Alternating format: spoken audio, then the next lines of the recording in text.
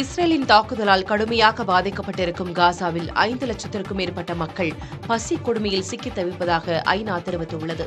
கடந்த ஆண்டு அக்டோபர் மாதம் இஸ்ரேல் நாட்டிற்குள் நுழைந்து ஹமாஸ் அமைப்பினர் நடத்திய தாக்குதலில் 1200க்கும் மேற்பட்டோர் உயிரிழந்தனர். இதற்கு பதிலடியாக காசா மீது வான்வழி மற்றும் தரைவழி தாக்குதல்களை இஸ்ரேல் நடத்தி வருகிறது. இதன் காரணமாக அங்கு இதுவரை குழந்தைகள், பெண்கள் உட்பட 27,000க்கும் மேற்பட்டோர் உயிரிழந்தனர். 66,000 நபர்கள் படுகாயமடைந்தனர். கட்டடங்கள் மீது நடத்தப்பட்ட தாக்குதலால் குடியிருப்புகளை இழந்த மக்கள் தங்குவதற்கு இடம் இல்லாமல் தவித்து வருகின்றனர். நாளுக்கு நாள் நிலைமை மோசமாகிக் கொண்டே இருப்பதாகவும் அவர்கள் கண்ணீருடன் கூறுகின்றனர். இந்நிலையில் காசாவில் 5 லட்சத்திற்கும் அதிகமானோர் பசி கொடுமையில் சிக்கி தவிப்பதாக ஐநா தெரிவித்துள்ளது.